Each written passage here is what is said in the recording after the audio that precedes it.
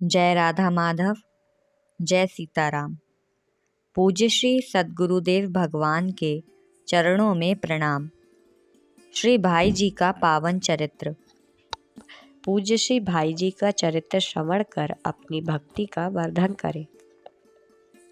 श्री ज्वाला प्रसाद जी कनौड़िया चरित्र नायक के उन मित्रों में से हैं जिन्हें सच्चा मित्र कहा जा सकता है।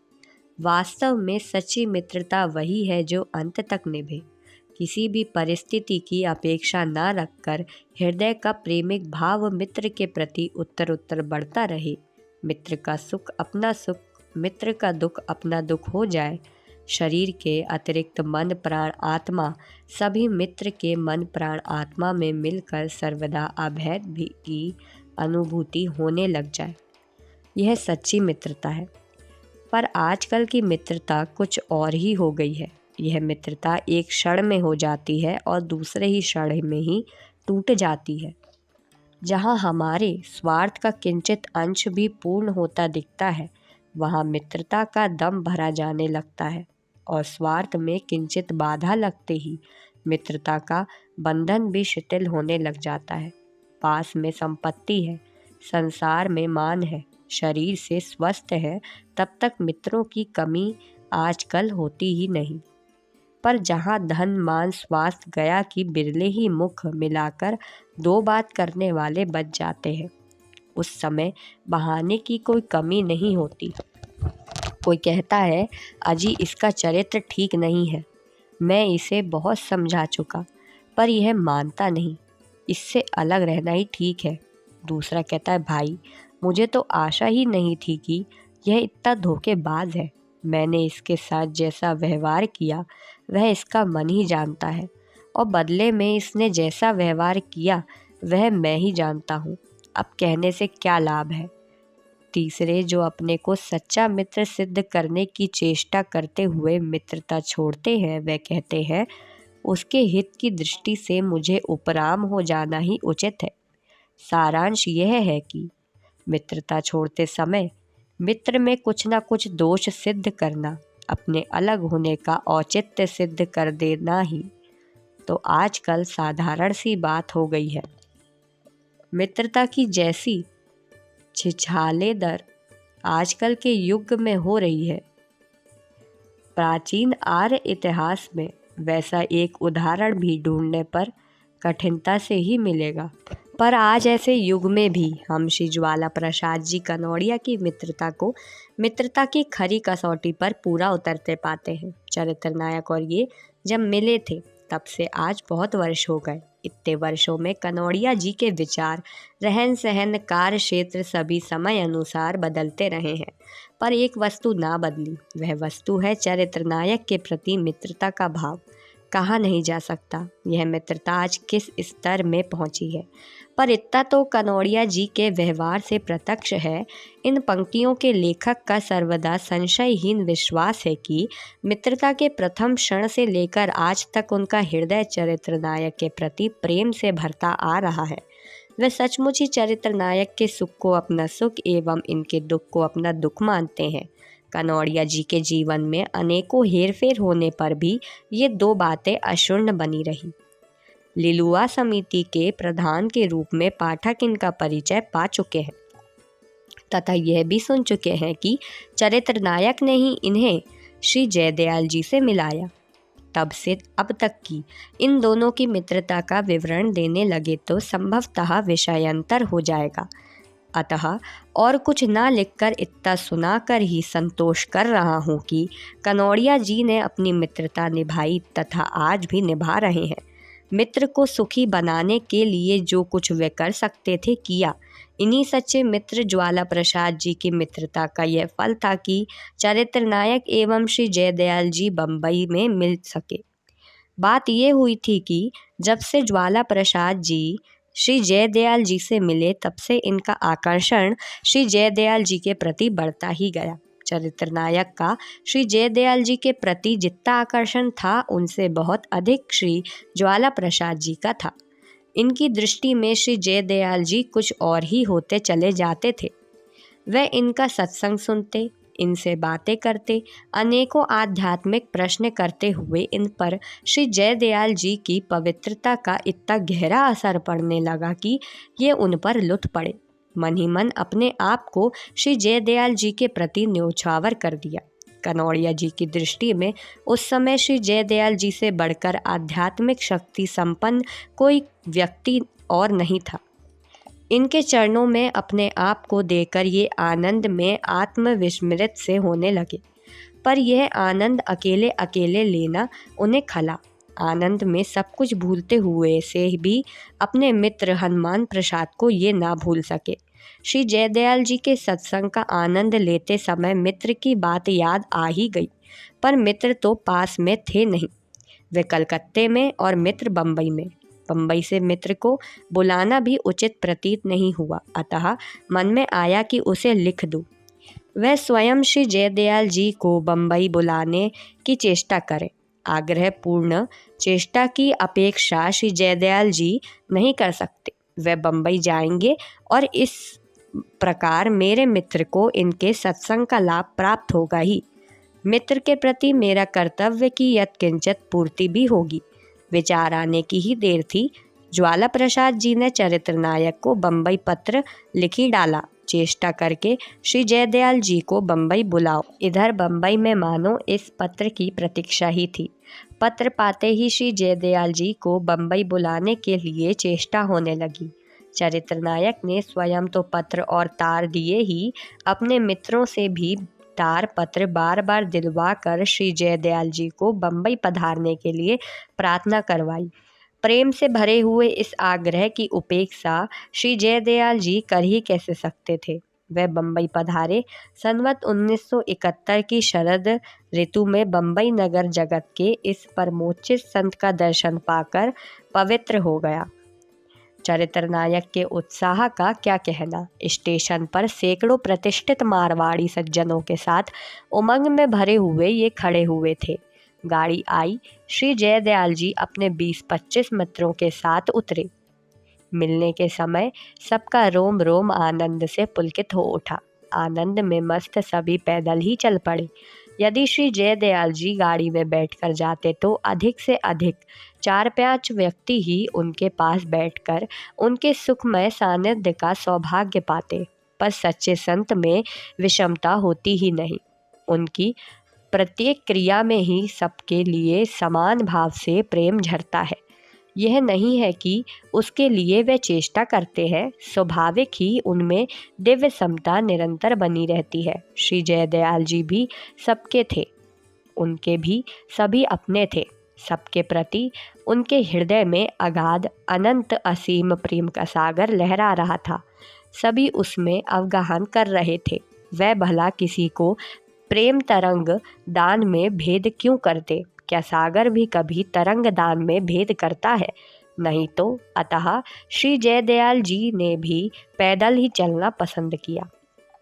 अपने आप जुलूस बन गया। मान अपमान से ऊपर उठे हुए संत के लिए जुलूस का किंचित मात्र भी महत्व नहीं था। वह तो स्वाभाविक निज आनंद स्वरूप में स्थित थे।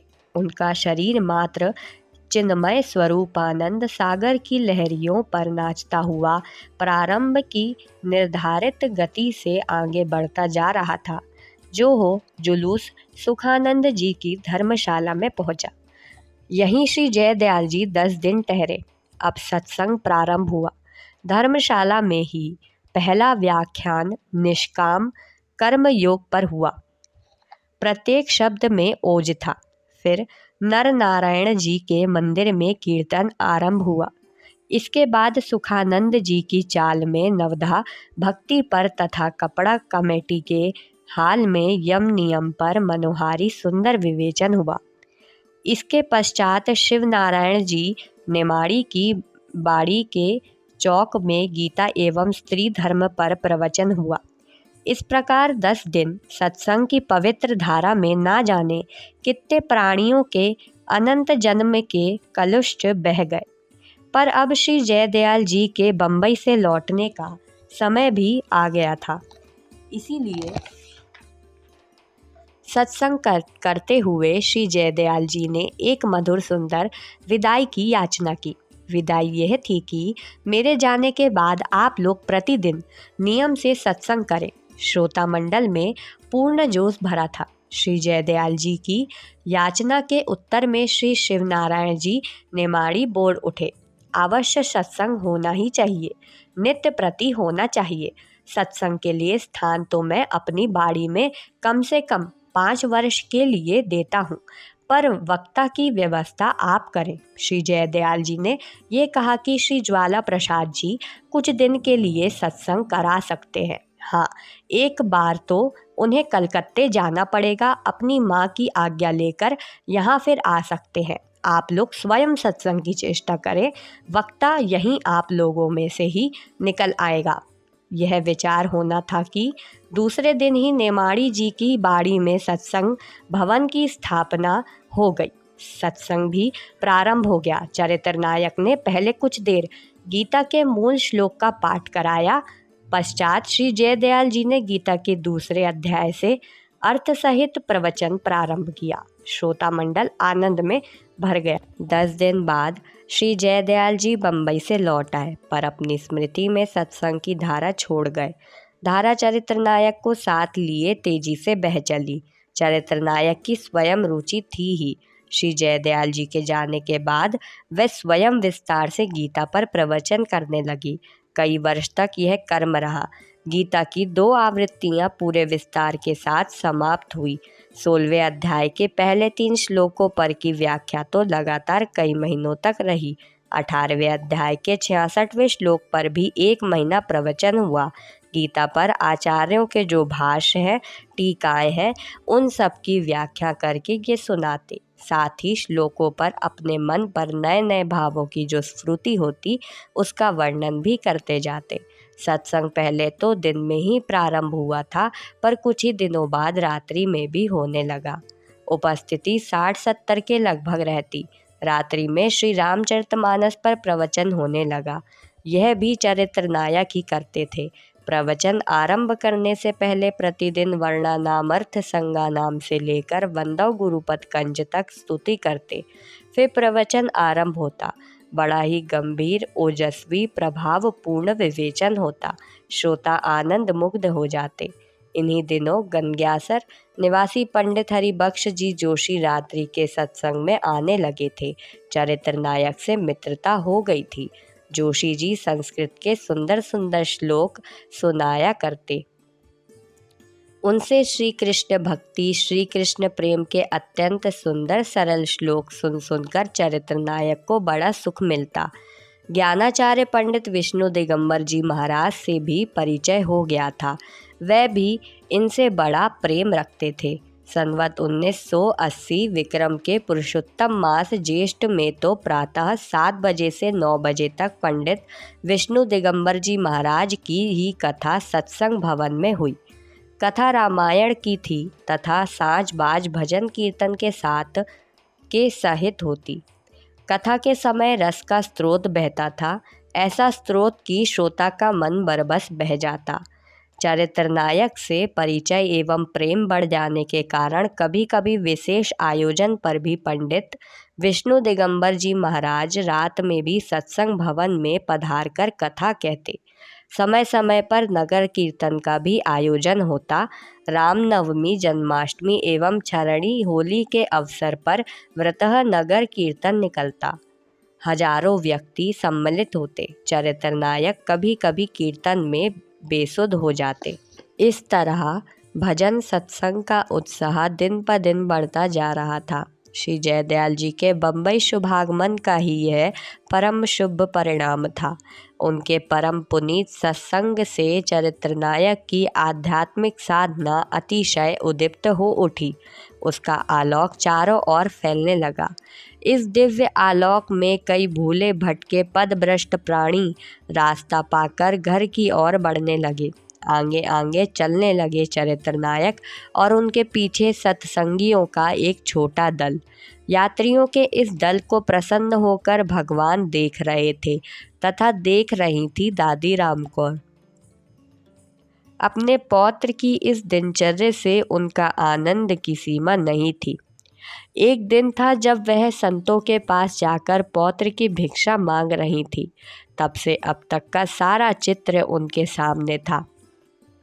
पौत्र के जीवन वृक्ष का अंकुरित होना, पल्लवित पुष्पित होना वह देख चुकी थी। अब भजन स्मरण का इतना सुंदर, इतना सरल फल लगते देखकर वह आत्मविस्मृत सी होने लगी।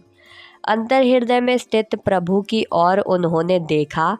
प्रभु मानो बधाई दे रहे थे। राम कौर, ऐसा पौत्र पाकर तू धन्य हो गई है। बधाई स्वीकार करते हुए राम कौर ने कहा, सत्य है नाथ, सर्वदा सत्य है। मेरा जीवन भी सफल हो गया। पर अब स्वामिन आगे मेरे लिए क्या आदेश? उत्तर में प्रभु केवल हंस रहे थे और सामने की यवनिका धीरे धीरे नीचे गिर रही थी। रामकौर समझ गई, मेरा अभिनय समाप्त हो गया है।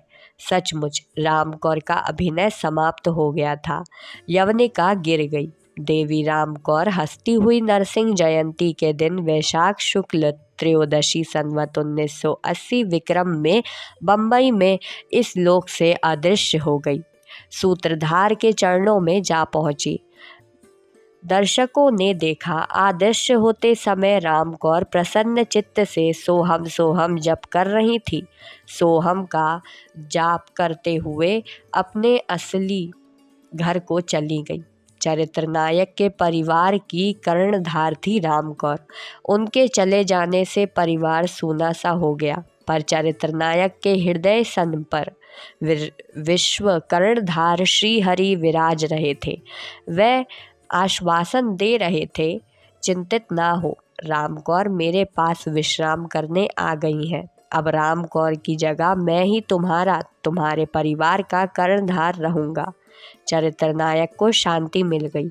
खूब उदारता के साथ धन व्यय करके रामकौर का श्राद्ध संपन्न हुआ। ऐसा प्रतीत होता था मानो यह श्राद्ध नहीं, कोई विशेष आनंद महोत्सव है। बात भी यही थी। परम पद प्राप्त मंगलमय प्रभु के चरणों में पहुंची हुई देवी रामकौर के उपलक्ष्य में किया हुआ यह आनंदोत्सव ही था। आज हम श्री भाई जी के चरित्र को यहीं विश्राम देते हैं। कल पुनः श्रवण करेंगे। श्री राधे।